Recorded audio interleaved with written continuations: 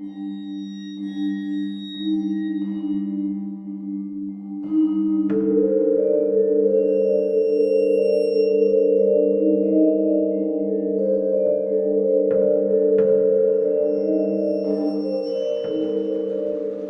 hello, and welcome to Al Dente Rigamortis.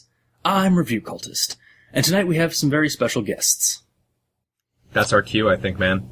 I think that is. Hi, I'm Noah Carden. Hi, I am Kyle Cardy, and we are from the terrible no-good podcast known as Maple Syrup Blood Money, where we talk about degenerate things like Riverdale. Oh.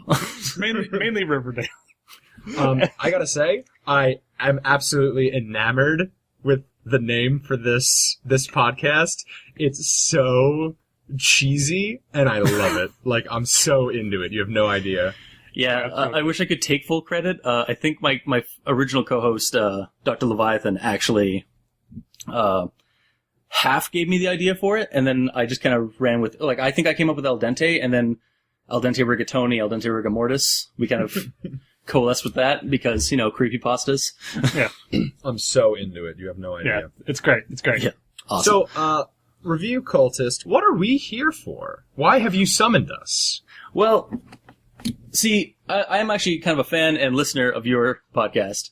And I remember you guys actually, on top of doing Riverdale stuff on your show, you also talk about kind of offhand, monsters and stuff, occasionally. Like the Wendigo and stuff, which I was familiar with. And then you mentioned one that I was not familiar with, the Ravenmocker.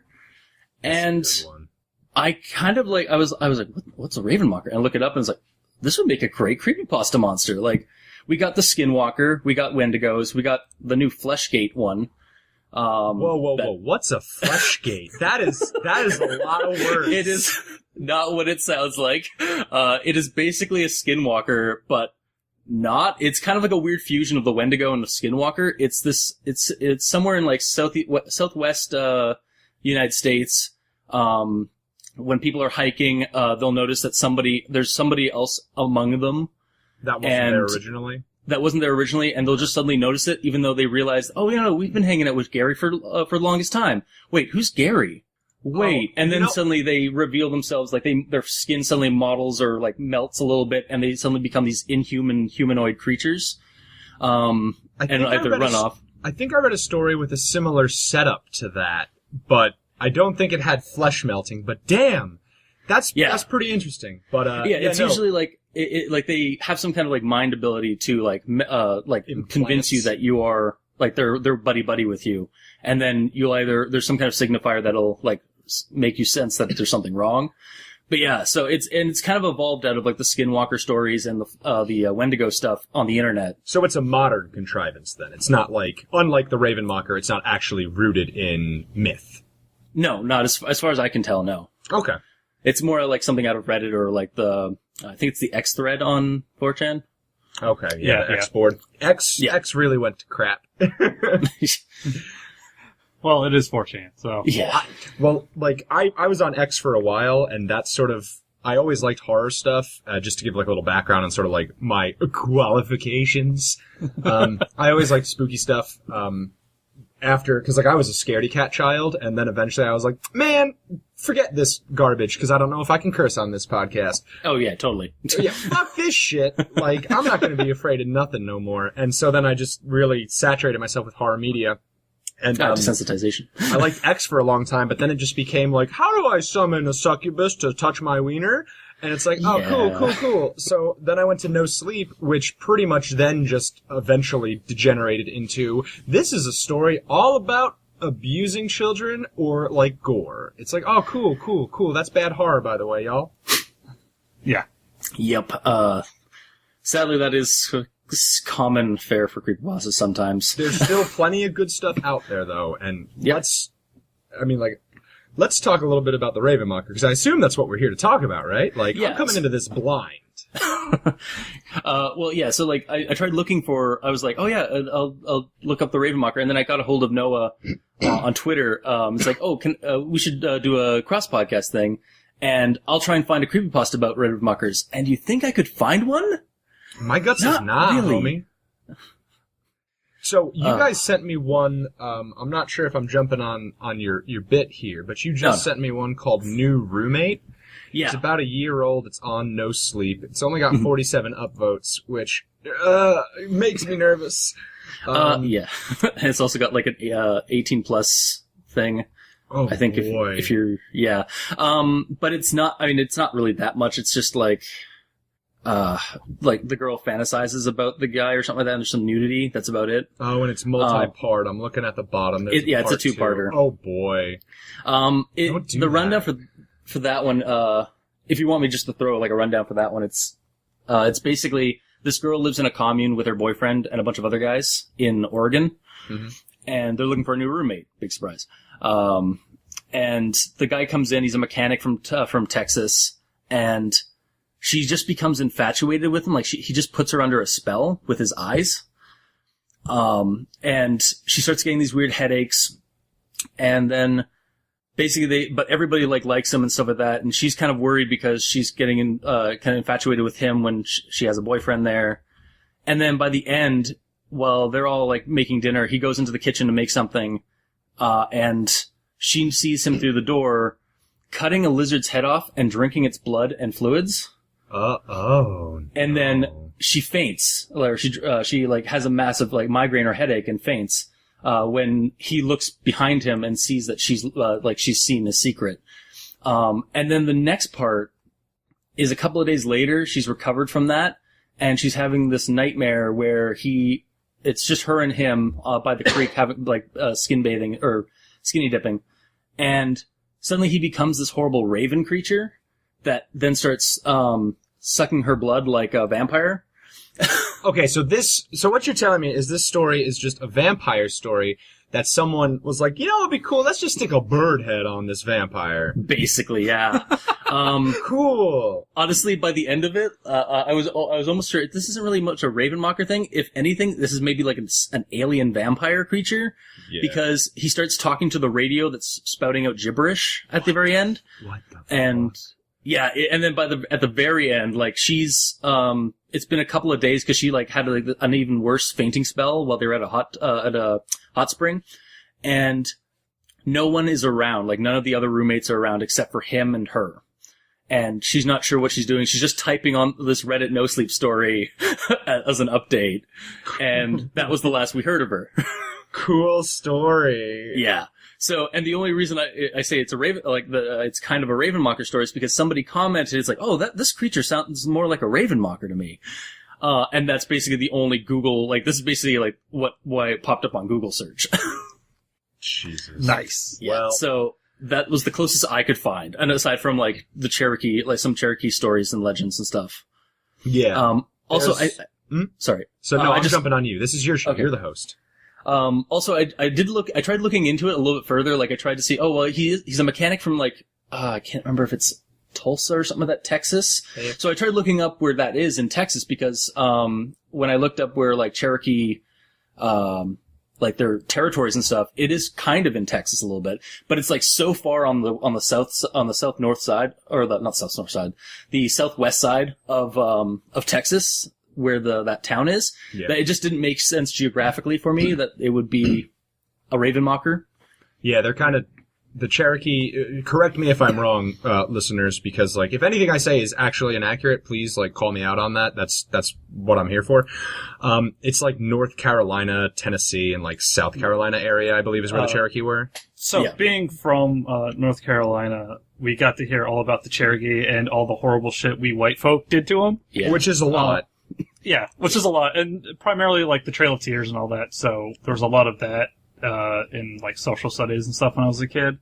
So yeah, it was mainly southern United States, East Coast-ish, and then we forced them westward when we took their land and all that stuff. Yeah.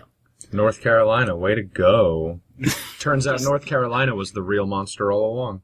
It still continues to be, but we're not here to talk about that. We're here to talk about the Ravenmocker. And so I've laid down this story that doesn't really, I don't know, to me, you guys are a little bit more familiar with the Ravenmocker stuff than I am. Does this sound like a Ravenmocker at all? Nah, homie. Nah. That's a vampire with a bird head. Yeah. Yeah, so he glamoured somebody and then drank their blood. Nah. That's Yeah. not what Ravenmockers do. yeah, so we've talked about a story that isn't about a Ravenmocker, but maybe you guys could actually fill us in on what an actual Ravenmocker is. Well, Kyle is definitely the more knowledgeable of Right. on this. I would say definitely a little bit more than myself. But it's like a Cherokee, almost like an evil Bigfoot kind of thing. A little bit. No. I'm sorry. No. I'm sorry to jump on you here, Noah, but a Ravenmocker, a lot of the terminology that gets used for it is witch, which isn't, to my knowledge, terribly accurate. I know it got featured on some goddamn Bigfoot show recently, but it's not a Bigfoot. Basically, it was some sort of evil witch or spellcaster or spirit Shaman? that would basically exacerbate the condition of the sick, so that way it could take their heart, eat it, and then gain their remaining years. And essentially live forever. So, they would turn invisible and fly through the air. I mean, not while invisible. They're usually only invisible while they're eating, but they'll fly through the air. Sometimes they're but some people would say balls of fire or light. And, the big thing about that is that, their caw is, when they fly through the air, typically they'll, dip down and, God, this sounds it's so weird to say, but they'll fly through the air with their wings outstretched, and when they dip through the air, dive, they release a raven cry, but described as not a common raven cry. I guess it's a little more fearful than that, when a raven's afraid, and basically that cry is an omen of forthcoming death for people in the area. But beyond that, it's said that their bodies, when they were slain, were valuable regents, or were easily abused by other, witches or spellcasters or something like that. And so that's basically what they are. They look like old people because they live essentially forever as long as they keep eating hearts, which they don't get the vampire benefit where they look hot and sexy and young like that birdhead vampire we were just talking about. Their body sort of still ages and they get sallow and old and yucky looking, as they continue to live forever. But I think that sort of just caps off at a certain point. Otherwise you're just a skeleton. Yeah, so that's what I have. I'm interested in what this Bigfoot thing is, though. I don't yeah. I think it's sort of a generic Bigfoot term, and that it's a monster in the woods kind of thing. Yeah. My mistake. That's me. That's on me. I'm sorry. Yeah, not necessarily that it's a Sasquatch. Assassin Squatch. Yes, Squatch. Yeah, I think, I'm just looking at the Wikipedia page, and it says in the mountain monsters is probably the reason why it's why it's a Bigfoot, because they're saying it appears the Ravenmocker appears in mountain monsters in the form of a Bigfoot, a raven, a wolf, a little girl, and a hag called the Woman in the Woods, or the Woman of the Woods. What the fuck? The hag is the closest thing that is accurate. I like the intro at the very beginning of the Ravenmocker Wikipedia page. It's the Ravenmocker, or the Glanv Aquilissigi. I'm sorry for any of our Native American speakers.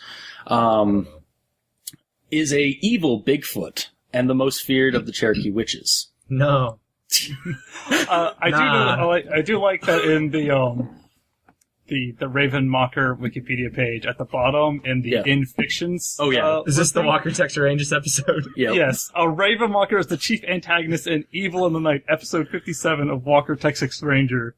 Oh man, I wish that we had watched this episode in preparation, because I've never actually seen that show. But I pulled up that page, and apparently it's a medicine man with the ability to cause hallucinations. You know, that could be an episode we could do later where we all basically do a rundown of that single episode for Walker Texas Ranger. Was Walker Texas I thought Walker Texas Ranger was just Chuck Norris kicking in the teeth of, like, evil So did oil I. I mean, barons and that's shit. pretty much what it is. Like, I remember watching it when I was a kid in the 90s, and it was just, like, yeah, it's just him being a sheriff or, like, not sheriff, a Texas Ranger in Dallas. Yeah. Dealing with, like, usually it's, like, thugs or drugs, and, like, that kind of, like crime in Dallas, basically. Yeah. We might be wrong, though, because this thing pulled a Baywatch Nights, and now he's kicking up demon teeth. Oh my god. Oh, man, that sounds sick. Spin-off series, Walker Texas Rangers Trial by Fire and Sons of Thunder. Oh my god. Sons of Thunder. So, this is now the Walker Texas Rangers podcast. Yep. Yeah, well, hi, welcome to it. That's another venture we're starting. But, Yes. So, like, the only story that I really have related to Ravenmockers, it's from this book. It's called Myths of the Cherokee. It's very, very old, but at archive.org, there is a digital version of it. I was fortunate enough that a library near me had it when I was younger, so I got to read it there in their collection. Sorry. But in that, basically, the only story that's really written about it, because there's very, very little information on indigenous, like, monsters and things like that. I mean, I have a feeling that Whitey is to blame for that as well. Yeah. But basically the story is, it's like a young hunter is out, and he's like a long distance from his town, and he really just needs a place to sleep before he sleeps in the harsh environs around him. And there's no settlement within range that he's going to make it to that night. So he knows about a cabin where an old man and an old woman live, almost homesteading. And he goes there. No one's there. He curls up in the corner of the house, which, like, first up, dog, that's B&E. Like, you just broke in and now you're squatting in this old people's house.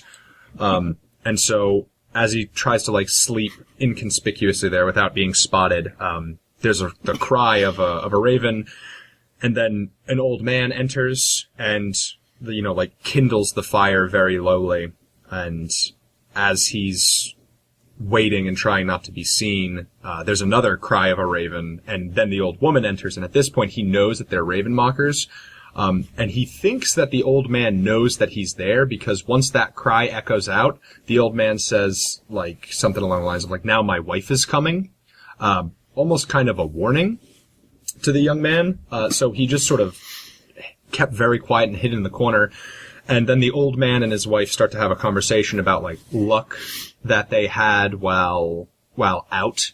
And the old woman's like, no, I didn't have any luck. There were too many doctors watching. But, like, that's more of a reference to, like, medicine, which is, like the medicine man word that gets thrown around. But medicine more really refers to not just healing craft, but also sort of force of spirit. It's not like medicine in the modern era's exact interpretation of, like, pills here from Left 4 Dead.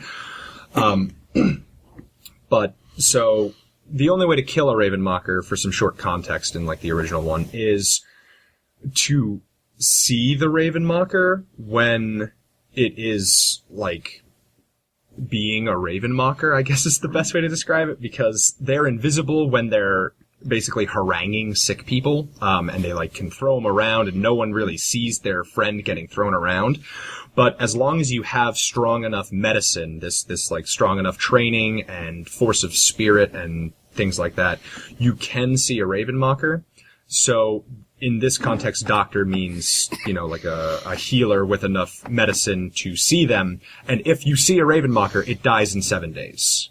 Yeah. That's like, Dunzo, Sunzo. It has to die. Like, the auspices of the death are kind of vague just on my end, because I don't have the information for that. I couldn't find anything about, like, if they just up and die, like Final Destination style, or if it's like they have to kill themselves. But so anyway, the young man's sleeping there. They haven't had any luck. Turns out the guy did have luck, the old man, and he pulls out a human heart and he puts it on a spit, and then they start to roast the human heart over the fire. And then the old woman thinks that he hears the young man when, like, his heart starts to beat faster because he's, hanging out with Ravenmockers. But the old man's real chill about it, and he, like, deflects, and he deflects, and he deflects. They eventually spot him. He pretends to be asleep. The old man goes over to shake him while the wife hides the heart because they don't want to be found out. And then the guy, like, pantomimes waking up, like, oh, I was tired, let me rub my eyes. And they're like, oh, cool. Like, you're staying here tonight then? And he's like, yeah, I'm sorry, I fell asleep forever ago. And so he keeps his mouth shut. He leaves the next day after a meager breakfast of, like, corn. They say they haven't had a meal in a long time. The old man gives him a charm, which he then throws in the river. Not really sure the significance of that. But he tells him not to talk about what he saw last night. He gets to the settlement. He talks about what he saw that night. And it takes them 7 days to make it back to the house, at which point, when they enter the house, both of the Ravenmockers are dead, and they just burn the place to the ground with them inside. Huh. Wait. What? So, because he saw them, they were basically, it was like the ring thing, like 7 days, and they were just screwed? Like, it's not constant looking, or not constant, like, vigilance? I think within, like, the confine of this story, it was more a matter of he saw them openly discussing being Ravenmockers and, like, about to eat a human heart, and he knew that they were Ravenmockers, and I think that's what triggered it. So, like, they weren't invisible and feeding at the moment. Like, when they're invisible, they mess with you, they don't let you rest, and then when you die, they rip your heart out of your chest, but it doesn't leave a mark, but the heart is missing from the body, and then they eat that. So they weren't invisible and feeding, but they were still feeding, so I think that's a technicality. I think these Ravenmockers got goosed on a technicality. Aw, shucks. Aw, beans. Huh. So Yeah, that's the only story I've really found. Yeah, and that's like basically an older legend or story. Yeah. Which, I mean, still, it works, too, because... Yeah. It's not terribly modern. Also, apparently they can turn into balls of fire. Yeah. Which, I mean, rational, like, I mean, for, again, like, for, like the olden days, like, mythology and stuff like that, I could see that being, like, maybe an explanation for ball lightning. Oh, did you see that post on Tumblr too? That ball lightning? Like, straight up, that shit's magic. If I didn't know, we don't know where ball lightning even comes from. That's magic, as far as I'm concerned. I think that particular video of, like, the ball lightning in, like, the woods, I think that was actually a power line.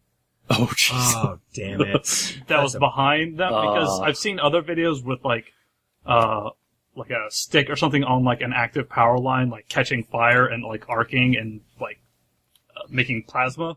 Oh, yeah. man. Plasma. I have not seen this, by the way. We'll have to find it for you. My wife sent it to me before. It's sick.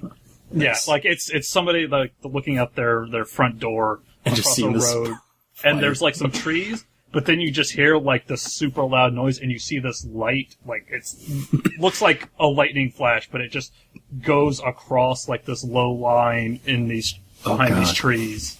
Yeah, if I saw that, I'm not gonna lie, if I saw that and, like, heard that, I was like, oh shit, there's a Ravenmocker. Yeah. Like, I'm for sure. Now.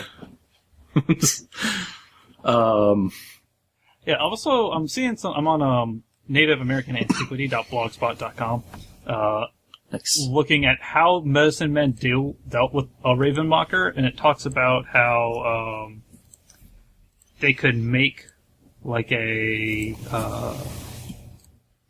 tea that would allow them to see the natural form of a Ravenmocker.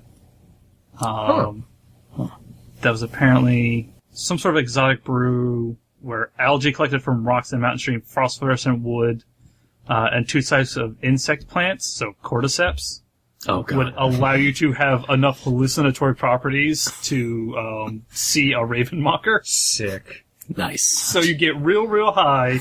And you're gonna see some shit. Yeah. Then you could kill Ravenmockers by looking at them. Yeah, there's even mention of an individual whose medicine was very, very strong, and they would just go out and kill Ravenmockers for sport. Funny enough, it was, you mentioned before, I'm definitely butchering this, but I apologize in advance. But I believe it's, Gunskalaski, was a person with strong medicine who just went around and purportedly killed several Ravenmockers just by peeping them. So just basically like a witch hunter kind of thing. Yeah, kind of. Which that is just the coolest stuff. I love shit like that. Nice. I'm just curious, like, what's up with the seeing a Ravenmocker makes it die kind of aspect of it? Like, I guess maybe it was an attempt to, because like the medicine man or woman would have to keep vigil and just sort of watch the sick, and I guess that maybe was a way to explain the necessity for having the doctors stay there the whole night. And just sort of keep watch, because that would be enough to scare the Ravenmocker away. So I don't know. That's my best guess. Like reverse engineering the myth. Yeah. All right. so you want to try and make a creepypasta out of the like cause like I said, we like there's like Wendigos are all that, like creepypastas for those are out there. Like Skinwalkers, although I think like we during the spring we actually did a bunch of like Skinwalker stories, and I found out that only one of them made actually was a Skinwalker story. Because with Skinwalkers, when I was looking it up, like researching the actual like legends and stuff, it's actually kind of taboo to talk about them among the Navajo people, because you never know who's going to be a Skinwalker, because it's essentially an evil shaman or like witch that seeks revenge. Basically, it's a vengeful witch or evil spirit that takes the form of a person. Oh, that's interesting. I assume most of the stories that aren't actually about Skinwalkers were just doing like the Supernatural TV show thing, where it's like... yeah, basically that, and then that's how we got Fleshgates, essentially, is because those stories became Fleshgates. All right. Because, so when I say Fleshgate, by the way, it's Who flesh, approved and then this word? It's G-A-I-T. As in gate, walk. as in Skinwalker. Okay. Yeah. Because I'm imagining like a Final Fantasy Demon Wall situation where it's a gate I have like a Doom 2 kind of vibe in my head. Yeah. It's a terrible name is the important thing. Like, no, I know. And we made fun of it during our one episode, because I literally chose the story because it was called that. So there's Skinwalkers, Fleshgates, Epidermis, Tiptoers, Spiders. All of scalp crawlers. Yeah. Actually, that sounds like a pretty creepy thing. The scalp crawler could be cool. It's like a hand that, like, when you're asleep, it comes from under your headboard and, like, grips the scalp of your hair. Like, that, poster for Friday, Nightmare on Elm Street? Yeah, kind of, but I see more of it like a crawling claw, sort of disembodied spectrally hand. Okay. Yeah. Okay. But yeah, so like looking around online, like you can't really find anything for the Ravenmocker as a creepypasta, which are short internet stories that get copied and pasted, right? Yeah. Okay. And so I came up with some ideas, and if you guys have any ideas, by all means, I would like to hear them too. But yeah, my first one was, I actually started writing one based off of, a drive home from work one night.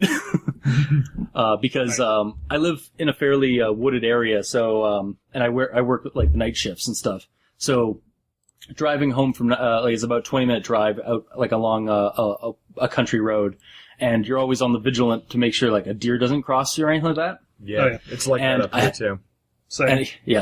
And, I had one night where, I was looking on the side of the road, but I should have been looking at the front, like ahead of me, because I had to brake really hard as a deer was already on the road. It just like basically showed up in my headlights. Damn. And I didn't realize what it was until like the lights were on them, and then I broke hard and luckily didn't hit it, but shit. But yeah, so there's that. And then I remember there was like a couple of weeks ago, I was like basically taking an extra couple of hours on the night shift, and I really wasn't feeling very good and like ill and stuff. And I was like, I really should be home. Shouldn't have taken this over, the extra couple of hours. And so when I got to doing the Ravenmocker stuff, I was like, I can combine these two stories and just replace the deer with the Ravenmocker. Okay. Like an old character, like an old woman or something like that on the road with this guy driving, from work when he's like got like the flu or something. And then, or he's been like maybe on like a long ass road trip or something like that. And yeah. Because I've recently been out to a couple of places, mainly Missouri, meeting some friends of ours actually, and like driving through Appalachia, like as it's getting to be night and stuff like that can get pretty creepy. And it's got the whole sort of Cherokee connection and everything like that. Something like out in like the Great Smoky Mountains or something like that. I'm into it. I'm into this. I can get in on this. Okay, so what if... So we're going with like the sort of more classic, almost Japanese style of unfortunate thing happens to in like a person that doesn't deserve to be punished. Yeah, basically. Not and like then they encounter something, right? Okay. So what if we combine this a little bit more? We take it to the next step. So let's make our protagonist a very good person. Almost foolishly so. And maybe he's driving, and the old woman appears in the headlights, right? Yeah. We maintain that. He stops, the old woman's okay. He gets out to because it's a human being. It's not just a deer. So he gets out and he asks if she's okay. And she's like, oh no, my car broke down, a couple miles. I've been walking for a while now just to see if I could find somebody. So he decides to give her a ride. So now we have that classic Americana hitchhiker fear mixed with this. And that'll give the Ravenmocker more time to sort of progress the story. You know what I mean? And I don't know, where should we go from there? Like maybe when he gets to a certain point where they get to where the car is supposed to be and there isn't one, and then I could almost see he's like, oh, that's weird. Like you sure this is weird? And he looks over and she's gone, or she's just vanished. And there's a light far in the distance of the wood, like that fiery kind of flight.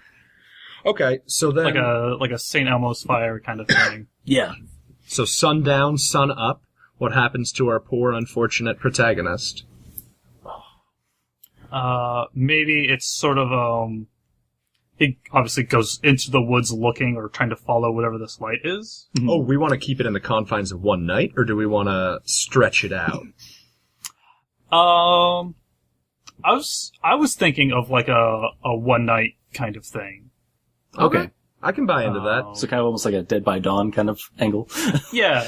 But it goes looking for it and maybe finds well, no. I don't know. I was thinking stumbling upon the Ravenmocker's den. Yeah. Kind of thing. Okay. Either a shack or some kind of I don't know, maybe it's a little too cliche, but a cabin in the woods. Yeah. I was thinking maybe more, instead of going to the car, he could be taking the old woman home. Okay, so now we're also kind of pulling in that La Llorona kind of thing. The hitchhiking woman in white. Yeah. Oh, yeah. Damn. Because I keep kind of thinking of taking her home and then kind of getting stuck there. Okay. Okay, so his car suddenly stalks him. Yeah. Okay. So it kind of goes from the hitchhiker story to almost a haunted house kind of story. Okay. So, because when it comes to stories of disease, I kind of like the direct comparison we can draw between a disease's incubation and sort of staggering over time a story. So what if not only is it a story about being trapped there, but just he's beginning to feel so tired that it's not safe to drive. So maybe he does what our hunter friend does in the original story, and he decides to sleep it off in there and see if maybe he'll feel better the next day. That sort of gives us more time, because I believe that horror can be done in the daylight. It just has to be done well. Yeah. Okay. How about he goes to drop the old lady off, or goes to get gas and drops the old lady off at her car, and then he starts seeing the lights later Okay. as he's getting tired, directing him sort of to the house. Okay. And that's where he stays. And then... Oh, dude, it's a bed and breakfast. Oh. That works, yeah. God. Old people run bed and breakfast. That's perfect. And then the next, like, when he goes to sleep and, like, wakes up the next morning, he actually feels even worse than he did. Yeah. And, okay, I love that. I love that a lot. And so now he's reliant on the old woman who runs the bed and breakfast to go into town and get him medicine because he can't drive. Yeah. So he's basically just kind of trapped in this cab, or in this bed and breakfast, and then maybe she does leave and, like, takes his car, and then he's basically just, like, wandering around and then kind of discovering, like, the horrible truth about the whole thing. Oh, yeah. Meanwhile, also being, like, sick as hell, so, like, he's also not sure if he's hallucinating things. So have either of you ever been so sick that you get delirious and, like, hear and see things? Yeah. Because I got sick really bad on vacation one time, like, to the point where, like, hand to God, I heard, like, orcish-ass Uruk-hai war drums, like, bellowing, and that, so, like, the sickness of hallucination and, like, doubting the validity of what you're hearing, I think should be where we get the horror for this story from, like, the what's real, what's not sort of horror. Yeah. Yeah, because I've definitely had, like, instances, like, usually with the flu, where I'm just, like, sitting there, or, like, lying on, like, the couch or something like that, and I just feel like there's something else in the room with me, or, like, a sound, like, almost like muted sounds that aren't there. Oh, yeah. Yeah, that could be really bad. Okay, so then what sort of hallucinations, because some of the hallucinations I feel like should be just that, and some of the things should be real. So how do we want to sort of breach this subject? Like, what's the first thing that's wrong? Well, she's gone to go get medicine, and I think there's definitely going to be stuff that has to happen while she's out, and then maybe some stuff happens when she comes back. Mm-hmm. Yeah. Like, I'm not quite sure what could happen in between them, but one thing that just came to my mind is, like, she's making him food, and, like, he spies on her, and he sees things that, like, a normal person should be eating, like parts of somebody or something like that. Yeah. Like, there's the obvious, like, kind of, like, heart being thrown into a stew or something like that. Or to even make it a little bit more modern, like have her putting a heart in a blender. So, what if, and just follow me here for 1 second, what if we do the heart thing, and I like the heart in a blender because we're making a heart soup, but what if, like, the old woman turns into the skid of this questioning, right? Like, the heart's based on sort of how we start describing it, it's of an indeterminate size because, like, things in the main character's vision sort of warble and grow and shrink a little bit because of fever. And she plays it off as a cow heart. And maybe, because cow heart's good for you. And maybe it actually is a cow heart. Because we don't know, because the soup's delicious. Because the question is, do we want, like, what's the Ravenmocker's motive? Is the Ravenmocker somehow, like, is it Wendigo rules here? Because in any myth I've read, we don't know how Ravenmockers are made. Is it like Wendigo rules here, where, like, once you partake of the human heart, you yourself become a Ravenmocker? Or is it like a birthing thing, where, like, you're born a Ravenmocker? Yeah, that's true. Like, yeah, it could be like almost like she's trying to, like, build up her, I was about to say coven, but that's more like Western stuff. But, like, maybe, like, trying to build a small, like, trying to add like to, like, their population, maybe. Okay. So then, I don't know if this is too much of a stretch. So what if instead of getting medicine, on, like, the second day, once he continues to get worse and, like, the cow heart soup doesn't work, she gets a doctor, right? And the doctor is an old man. And the twist of the story is more than just that the old woman is a Ravenmocker. Maybe she is an old woman and it was a cow heart, and it turns out that the situation is getting exacerbated by the house visits of Dr. Ravenmocker. Oh, nice. So, like, that's good. Yeah, so it turns out that the old woman wasn't actually the one. It was just, but it's the person that she's bringing in. Exactly. And the fire was the doctor who was in the area, and he just was like, okay, like, I'm hungry, I need a meal, this guy's got the cold, let's get him to that bed and breakfast. Yeah. That works. I do like that, yeah. Yeah, like, the woman's basically just, like, not even in the know. She's just basically, the unfortunate bait for more and more victims. She's got some old-timey, like, homeopathic remedies and things like that that's supposed to make you better, but and that kind of throws the story off of, like, making you think it's her, and then the doctor gets introduced, and it's kind of back and forth kind of thing. And we're already, like, stuck on it being her, so the doctor might be able to fly under the radar for a while until we want to start casting that doubt. Yeah. And I mean, we could even have, like, hints like, we've had people in the past that like this. I've done this before, and like, so you think that like she's been doing this for a while, but the people always leave with the doctor, like because they get worse. The doctor, so he has to break her they have to bring them into town. Yeah. You have a heart murmur. We have to take care of this. Hell exactly. Yes, hell yes. I'll take you to the clinic. Yeah. And then fly you to the hospital.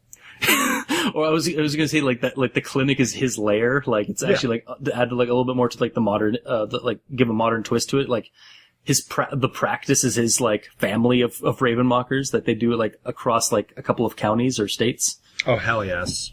So there's like a Ravenmocker like medical conspiracy network.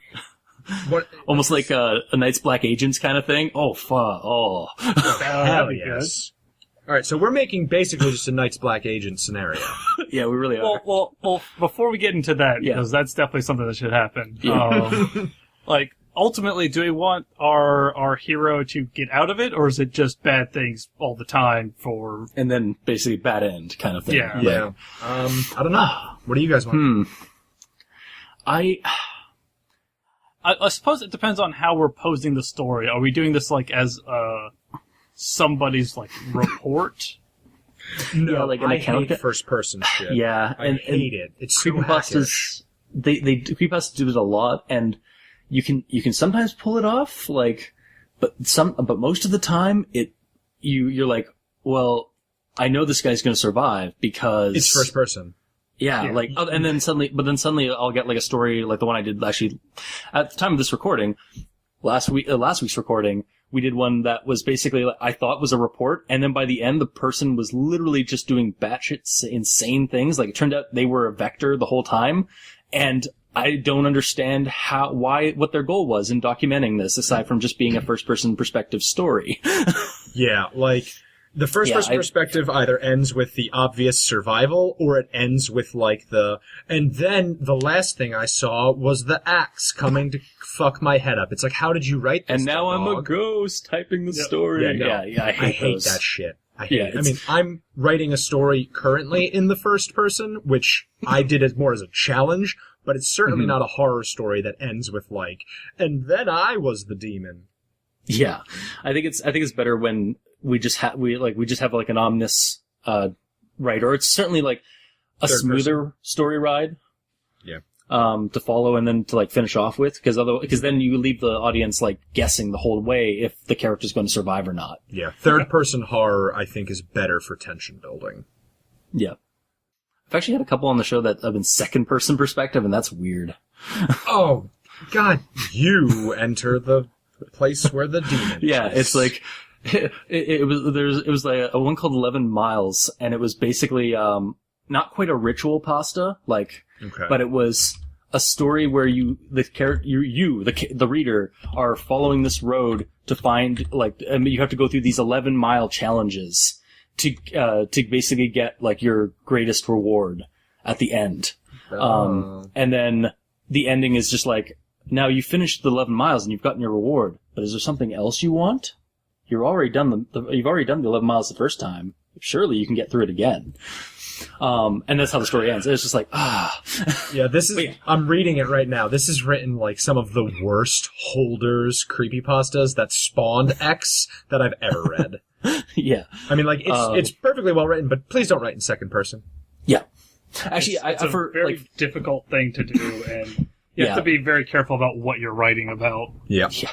Yeah, and I think even on the creepypasta.wiki, they even, in their, like, how to write creepypastas, they're like, please don't do second person. It can be done, but it usually is done poorly. Yeah. Most second person stories are usually like, choose your own adventures. Yeah. Yeah. And then there's like the one Greg Stolze book, for Unknown Armies that's in second person. Oh, really? Yeah, his book Y-O-U. That is came a out second recent, person right? story, and it's like an introductory kind of thing to Unknown Armies. Did Stolze pull it off, though? I have not read it, but everybody that I know that has read it says it's really good and it works very well. So. Huh. Yeah. So that's the exception to the rule. Usually, and this is such an elitist asshole thing to say, and I apologize, I don't mean to sound that way, but like, usually if you're writing something, like, you are not the exception, you are the rule. Yeah. Yeah, and also, like, when you're writing it, usually you need a lot more, like, for that kind of story, you also need a lot more a lot more editing needs to be involved, so you can make sure that it is good. And unfortunately, with creepypastas, we usually get, at best, second, third drafts. Yeah. And at worst, like, I wrote the story as I was posting it. Oh, man. And, like, I mean, like, that's fine for, like, getting critique and, like, writing and stuff like that, because I am, like, at least half the time, like, I think people do post those things to get that, but sometimes they just post it thinking it's the greatest thing, and then they get angry when somebody tries to critique it. Yeah, I'm not sure how much of this podcast is writing advice, but definitely, like, be willing to be critiqued, because that's how you grow, and it sucks, and it hurts sometimes, and a lot of people are dicks about it, but it oftentimes constructive criticism is exactly that, and it's not haters. Yeah. I mean, surprisingly, actually, we've gotten, like, authors of stories that we've done, and they've, like, oh my god, thank you for writing the story, or for reading the story, and, like, I'm taking your advice to heart, and stuff like that. And I was like, did you listen to the podcast episode we did? We ripped right into your story. Oh no, now I feel bad, because I said mean things. Yeah, like, and we've not really gotten a whole lot of, like, angry authors, but, like, we've gotten a couple of, like, comments, from people who have read the stories and, like, oh my god, this is a great story, why are you ripping into it and stuff. Alright. But then we have the authors that are usually, like, the authors that have responded have been pretty, like, positive pretty chill. For our because we do rip into stories, because we take them. Have you done, like, a Jeff the Killer episode? Episode 2 of our series, like, 3 years ago. I'm gonna listen to that, because I don't fucking get it. So It's bad.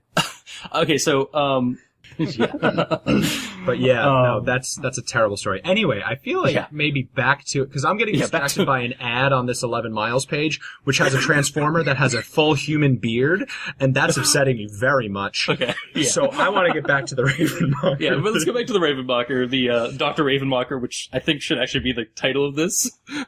Oh, okay. Or, I guess, oh shoot, it can't be Dr. Ravenmocker, because that gives away the whole plot. Dr. RM. Oh, yeah. DRM. Digital Rights Matters. So we've got the basic start and, like, the middle and everything, but we need to figure out. We have to figure out, like, some more hallucinatory things that happen while he's in the bed and breakfast. How about, like, he starts seeing the silhouettes of people? Yeah. Like, kind of almost like shadow people, like, out of the corner of his eye, and then they start coming into the forefront of his vision. Yeah, a lot of phantom noises, the sounds of, you know what, like a sick ward thing. Yeah. Like, it starts with, like, a single cough, but then, like, as he walks through the halls, shuffling to get to the bathroom, he starts to hear, like, not quite cacophonous and overwhelming, but just, like, coughing coming from each and every room. Coughing, maybe some, as it goes on, those start to turn into, like, crow caws. Definitely a lot of crow caws. Yeah, that's gotta be, yeah. Obviously sees some ravens. Yeah. Yeah. Maybe one day, like, he's, like, goes back to his room and there's, like, a large black feather on his pillow. Okay. Or, like, underneath his pillow or something. Like a charm of some kind. Love it. Oh, maybe he has to, like, scare away a crow that's sitting on his, like, open windowsill. Yeah. And it won't let him sleep. So then, one night while he's sleeping, he feels like a pressure around his heart, like kind of like a gripping. And when he wakes up, the gripping recedes, and it's sort of that, like, not quite sleep paralysis, night terror wake up kind of thing. Yeah. But he still has trouble falling asleep because he feels like there's someone in the room watching him. Yeah. And here's the thing. There is, and it's the Ravenmocker. Yeah, of course. And then, So like, or maybe like he's got, like, just enough medicine that he can sense the Ravenmocker, but he can't actually see it. Yeah, the main character is determined. I'm not sure. Yeah, like, I guess since the medicine we're sort of talking about is kind of nebulous. Also, I think I want to come out ahead on this one. I don't want the main character to be Cherokee. No, of course not. Like, Yeah, that feels a little... that feels super ham-fisted and, like, not super cool to, native indigenous peoples. Like, I'm not saying I want him to be a white boy, but I am saying that, like, I don't want to fucking have a goddamn Cherokee character and then name him, like, Shadow Moon or something insensitive. Oh god, no. Like, that's terrible. Like, I think I named the character in my story JJ, just because I knew like, well, I based the character loosely off of a just for a name, like a hillbilly guy I knew named JJ. So, but yeah, I think any sort of descriptions of the main character should be very nebulous, just so it can be. Yeah. You can let the person fill in the blanks. It's a pants character. I don't even think we need to gender him. Like, anybody can slip on this character. Yeah, definitely. Yeah. Okay. So there's our we get hallucinations. I do like, actually, there's one thing about the hallucinations at night, like, he thinks somebody's in the room or something like that, and maybe he, like, catches a glint of, like, eyes in, like, the corner, and then he, like, says something, and a raven comes out of the shadows or something, and exits the room, like, goes through the window or something like that. Yeah, through the open window. Yeah, kind of like that Rasputin scene in Hellboy. Nice. I'm into it. Another actually idea, I know, like, this is a separate idea for, like, a Ravenmocker story, kind of taking it from the fireball aspect, or, like, the fact that they appear as, like, a fireball in the sky, or, like, and then with the weird cawing sound. UFO watcher, mistaken UFO. Yeah. Ooh, yeah, definitely. Like, sometime in the 90s or 80s or something like that, even nowadays, I'm not entirely sure how big saucer watch stuff is now, but yeah, like, there's a lot of sightings of, like, balls of fire, or like that, yeah, like lights in the sky at night, and weird sounds. It's definitely not as big a thing now as it was in, like, the 90s, but, yeah, we could definitely go that route with it, where it's, and it's not actually, like, aliens or anything like that, it's just basically mistaken identity, like, because of the trends of that period. Mm-hmm. Okay. So you could have, like a saucer watch crew chasing down, like, ball lightning that turns out to be a Ravenmocker, and then they all get eaten or something. That'd be such a good one. Or there's somebody among, like, some new guy on their team. And he's a flesh gate. No, well, I was thinking, like, it's like the fireball and this guy are never in the same room, but we, like, don't, like, we try to, like, keep that hidden until, like, the last bit of the story. Yeah.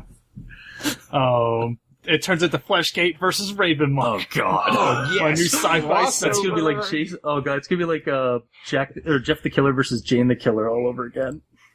Oh god. That's a thing. Fucking, I'm on the 11 Miles thing again, and I clicked on Fleshgate, because, like, literally it was like, most recent comment, Fleshgate!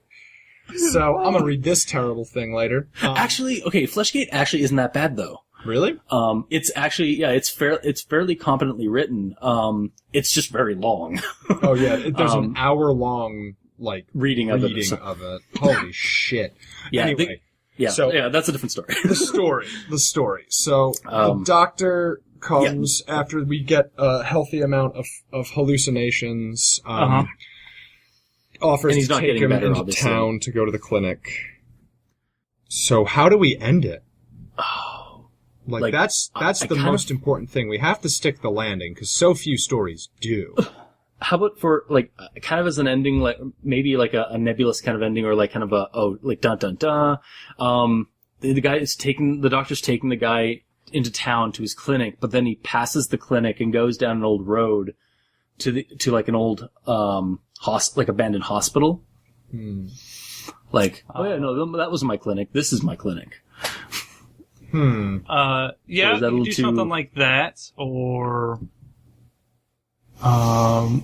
maybe just out into the woods. It just like goes, just doesn't even make it into town, just basically drives down another road. Ooh, how about he takes him out into the woods and like the guy's so sick he can like barely even walk, so the doctor just hoists him like fireman carries him out into like a spot in the woods, and like as the guy's like he's coming in and out of like consciousness, when he finally like kind of wakes up, he's in like a kind of clearing in like the middle of the woods, and just like the trees are just filled with ravens. Oh god. Okay, And they go into like a clearing or something. Yeah. I want to play in this space that you have created just now. Because Yeah. I was thinking that maybe it just goes to the clinic, we tuck him in, and that's that. But I like this idea now with this additional detail.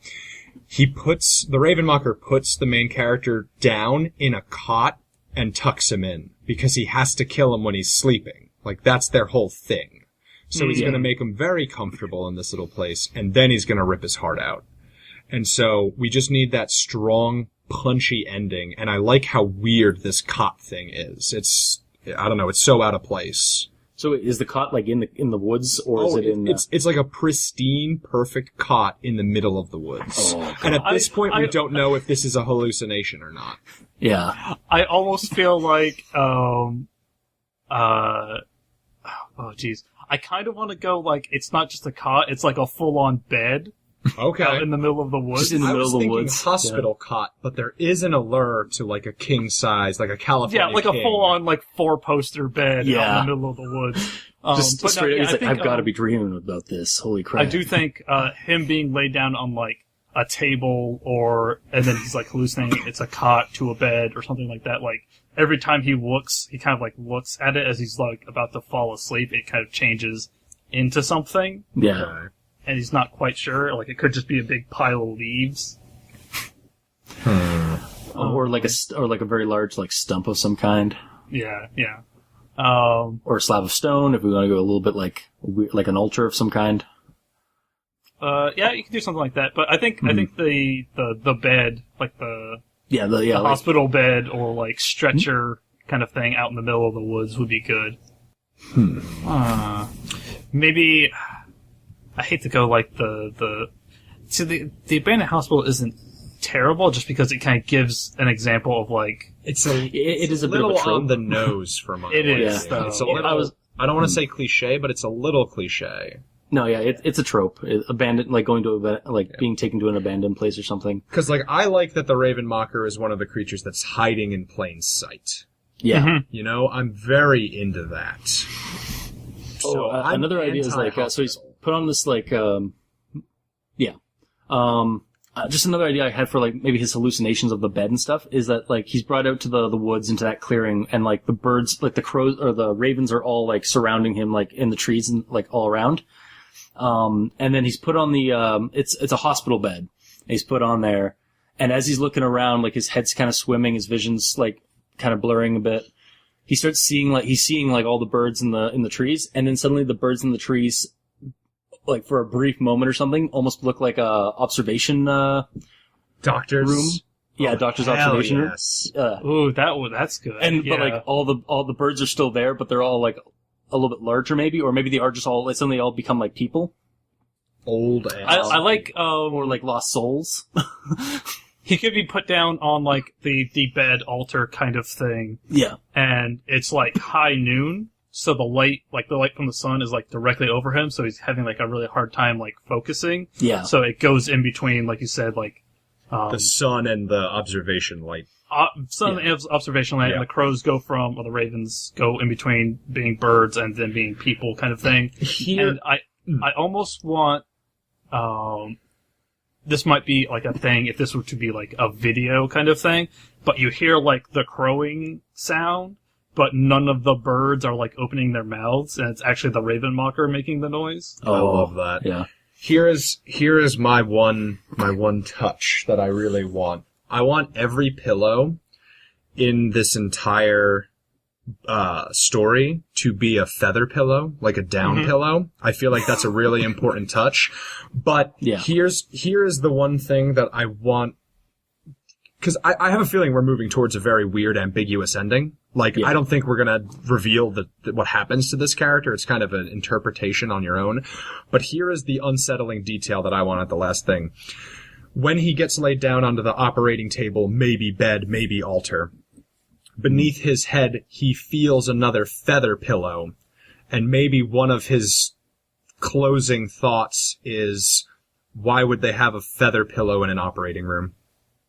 Yeah. Ooh, that's good. I think that's probably the good place to close That's basically where to close it, yeah.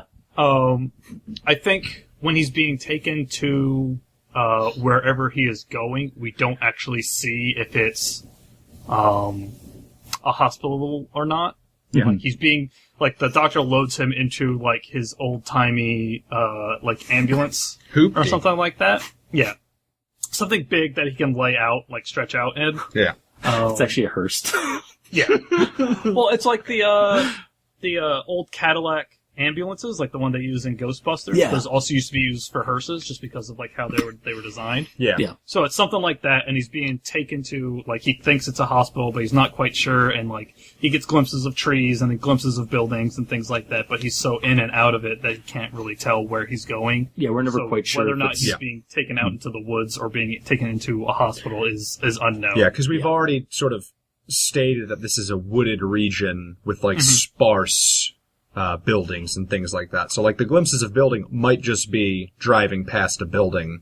Yeah. Because like last year at Gen Con, you remember how sick I got, Noah? Oh, I yeah, got definitely. crazy sick. The drive back, I literally thought I was gonna die, and like I had a crazy high fever. Like we went to the Cracker Barrel and I was like, guys, I don't think I'm gonna make it home. Like I think I'm gonna die in this car. And the drive home was just like that, because we drove through like rural Ohio and rural Pennsylvania, and it's just that, and it's super goddamn terrifying. Ooh, that could be interesting, doing it in like kind of in between the Appalachians and the Rust Belt kind of area. Yeah. Where's the Rust Belt? Is that Pennsylvania area? It's mostly like New England mountains areas. So it's a lot of it is in Pennsylvania, like Pittsburgh and all that is like big Rust Belt area. The Ravenmockers might have migrated. We're in a postmodern world. Yeah, like that first story, roommate. Like I kind of like geographically, it kind of didn't vibe for me. Like I feel like, and it's also a thing with Skinwalkers. Like I feel if you're going to do a Skinwalker story or a Fleshgate story, it's got to be somewhere on the West Coast. Mm-hmm. Yeah. And like where Wendigo always, whenever I think of Wendigo, I think of like Canada. I think of by the Great Lakes area, Pacific like Ohio Northwest. area. Yeah. Oh, really? Yeah. Pacific Northwest. I guess. Yeah. I usually think Rockies, Canada, Cascadia, so like the Pacific Northwest. Okay. Pretty much anywhere where it's mountainous and northernly. Yeah. Yeah, I think up here it's kind of, well, the Wendigos are kind of like, it's kind of one of our big Indian monsters or Native American monsters. Oh, really? Cool. Like there's that one, and then there's the Mishi-Peshu, I believe, which is in the Great Lakes. It's basically the king of serpents. I'm into this. And it's a lake monster that's basically in Lake Superior, but it can travel through all of the Great Lakes. Like it's known in the small lake that I'm near, and it's not even one of the Great Lakes. We're just near it. Like I'm kind of in between a smaller lake and then like Georgian Bay area. So it's, even in that lake, there's actually a legend of a creature that the Native American tribes, like the Ojibwe, feared. That's awesome. Yeah. And there's a couple of like primary legends, but then like the Wendigo is one of them, and then there's this Mishi-Peshu one, and then there's some other ones. But yeah, like those are the two big ones that I know of. Awesome. Coming soon, Monster Stocks. Yeah, seriously. Oh, dog, yes. Let's at least do like a prototype episode of Monster Stocks, because listen, anytime you want to have me on this show again, hopefully you like me, I'd be happy to come on, because I don't get to talk about horror with most people in my life. Yeah. So this is super refreshing for me. I never get to talk about this shit. Nice. Yeah, for sure. We'll have, we'll do, basically whenever you guys come on the show, it's like, Al Dente Rigor Mortis presents Monster Stock. Monster Stocks! Yes! It's happening! I kind of get the feeling that this is kind of Monster Stocks to a degree, or like a prototype to it, because like, again, like there's no creepypastas for these monsters, but I feel like there should be more, like, exposure for them on the internet. It's a bye episode of Monster Stocks. So funny enough, this is a little self-promoting. I'm not sure if it's out yet, but I've done freelancing work for Peg Inc., Pinnacle, the guys who do Savage Worlds and Deadlands and East Texas University. Nice. And I love the Ravenmocker so gosh darn much that I made it the antagonist for one of the one-sheet adventures that I sold to them. And nice. it's like set in the modern East Texas University. So if that is out, I will shoot them an email, see if I can maybe get a link to it, because they're free to download usually. I love Ravenmocker so much, and if you like playing role-playing games, like I assume some people that listen to this do, check that out, because Ravenmockers are great, and so are role-playing games, and I'm very excited about this. Yeah. Yeah, no, we actually, They're up, is what I want to say. I want Ravenmocker stocks to be up. We need more encounters with Ravenmockers. Yeah, that's the thing with going on to like RPG stuff. Like Call of Cthulhu is great, but everyone knows those monsters. So yeah, the mythos is done to death. They're like zombies to me. Yeah, I like actually when I run games like for my home crew, I actually do not use the mythos. I use either my own stuff or something I found from other legends. Okay. To pick away at, because like they don't know much about, they don't really even know the mythos, but I can just like the world is full of like horror and monsters and legends, and so there's so much more interesting stuff than Lovecraft. So. And I mean, like we've had 30 some odd years of the role playing game for that one. Like the system's good for it, like for using anything. And like we said earlier, Night's Black Agents would be has a good monster creator system, the vampires and stuff like that. But it wouldn't be that hard to tweak it slightly to be a Ravenmocker. Oh my god, okay. So we're obviously gonna have to play some game together at Gen Con, because Crazon, you're coming to Gen Con, right? Not this year. Oh, traitor! I'm unfortunately. Well, I had to trade Gen Con for a trip out to Newfoundland because I have family business going out there in August. However, I get to go check out fairy folk traditions in Newfoundland. Oh, that sounds sick. Damn it. Yeah. I was gonna say we should all hang out and play a horror game at Gen Con, but no, yeah, I can't bust your chops because that sounds fun as hell. Yeah, no, I plan on taking photos of there's a town that we actually did a creepypasta actually for while I'm gone, that's set in Newfoundland. I found one that was set in Newfoundland and is based around the Fae folk. Nice. Of Newfoundland. Nice. And and it even mentions a town that I will be at least within proximity of going to, so I can actually take photos or video of this town that exists in a creepypasta, but also exists in real life and is steeped in fairy lore in Newfoundland. Oh hell yeah! Oh hell, so real cool. Yeah.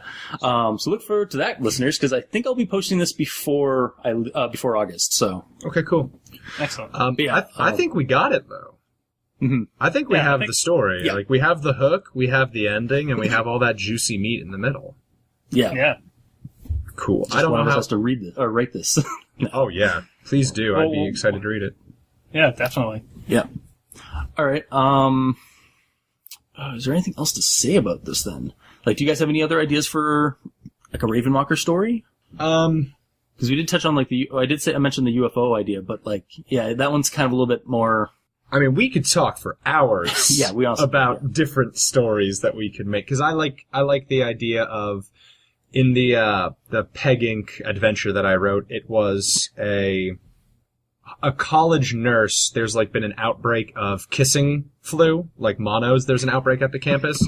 And it turns out that the campus nurse has basically forced a Ravenmocker to be her familiar and is using that to punish the school and gain immortality through a modern lens of STD crisis.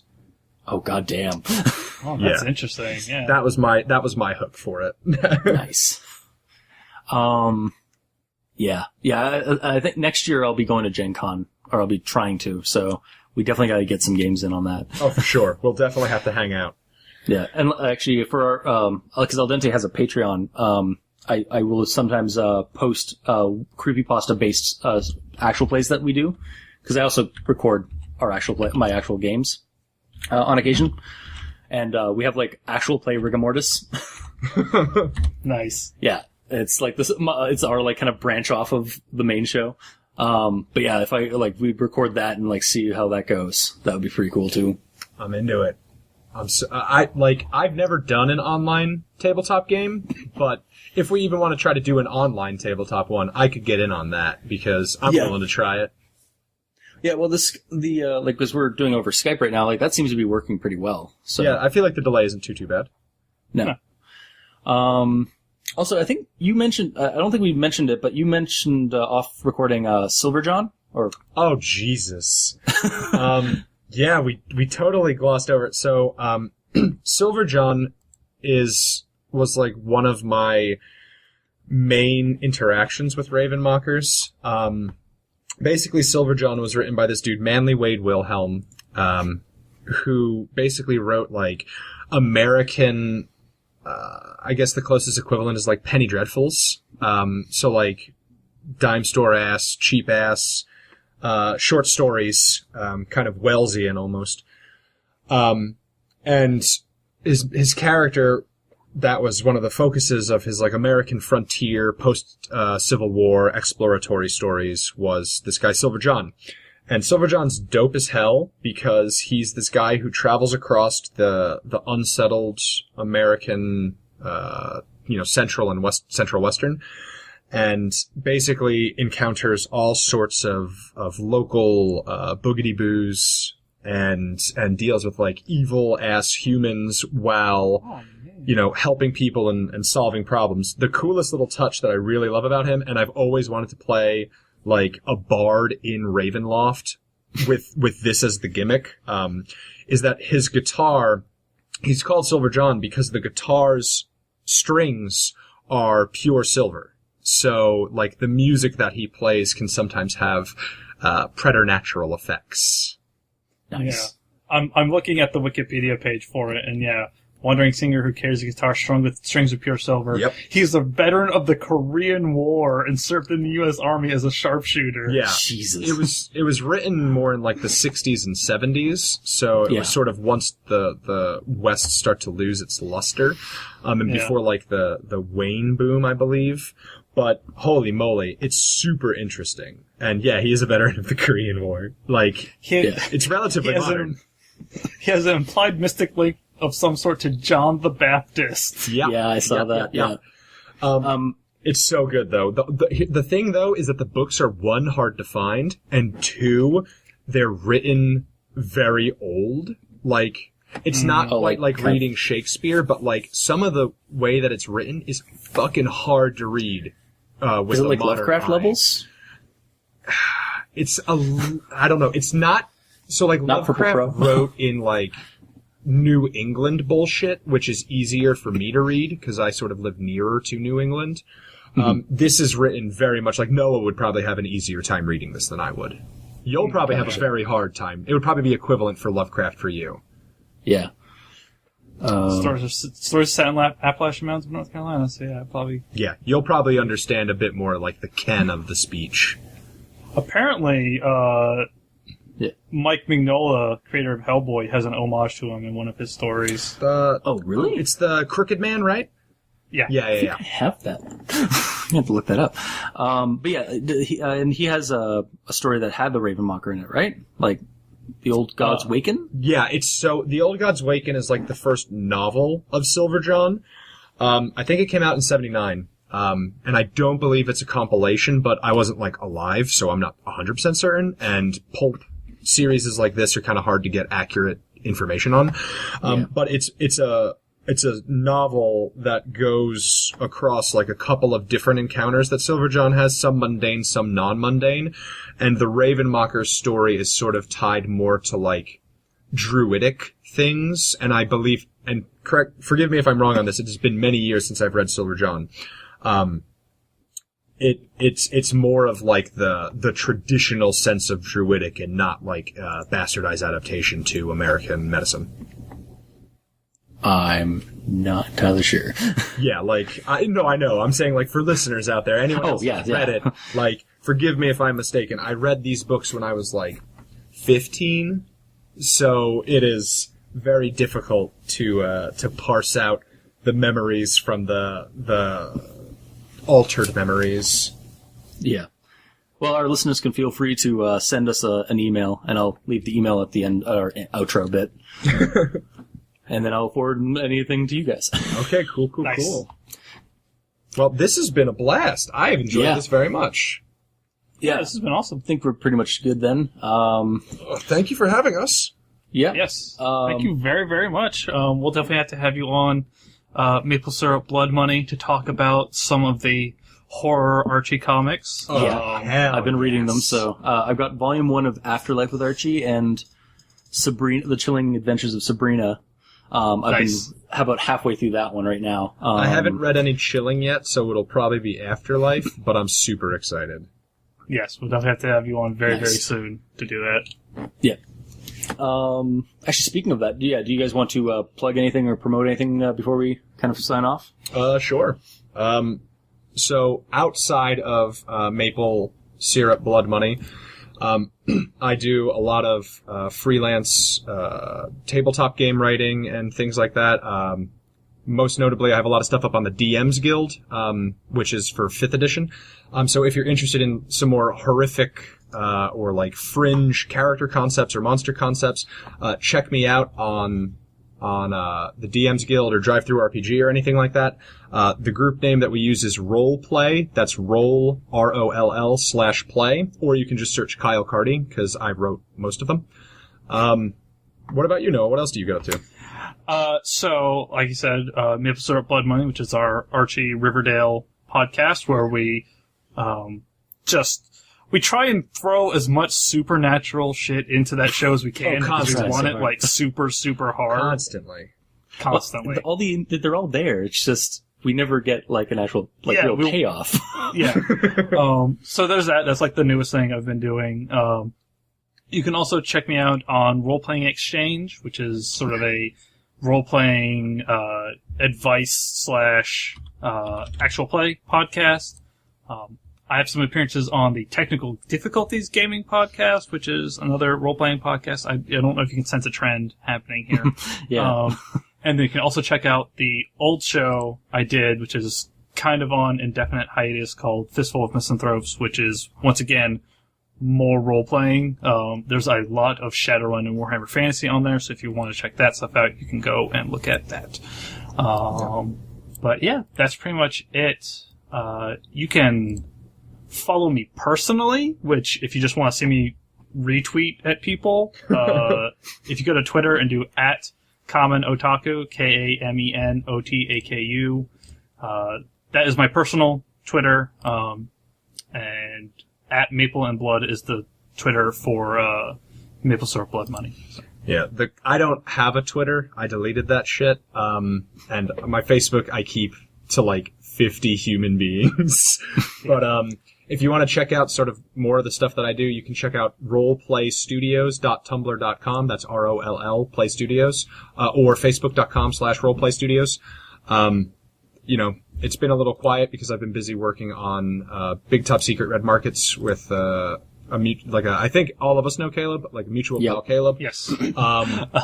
I've been very busy working on that, so my personal work has sort of fallen to the side, but that'll pick up very, very soon. And with Halloween coming up in a couple of months and my love of spooky shit rekindled right now, I'm probably going to be posting a lot of stuff about Ravenmockers and the like in the next couple of weeks. Nice. Yeah. Oh, sweet. Yeah, and you can get a hold of me at Review Cultist on Twitter. Yeah, if you have any comments for the show or for any of our people here on the that are hosting it, you can leave a comment in the comment section below where this gets posted, whether it be on Kiwi6, Facebook, YouTube, Tumblr. We're on iTunes, so leave us a rating and review. Let us know how we're doing. You can send us emails at aldenterigamortis@gmail.com. That's aldenterigamortis@gmail.com. Where you can also leave us suggestions for other creepypastas you'd like us to discuss on the show. You can also check out the title cards for each episode on Tumblr at crazonstudios.tumblr.com or on the video section portion of the show on YouTube. Just go to Al Dente Rigor Mortis on YouTube and you'll be able to find them. And if you feel like donating or supporting the show, you can go to Patreon and look up Al Dente Rigor Mortis. We have backer tiers for special episodes, extra content, and early access. So, until next time, I have been your host, Review Cultist. I've been Noah Carden. And I have been your ghost host, Kyle Carden. He always does this. That's my favorite one. And this has been Al Dente Rigamortis. Sleep well.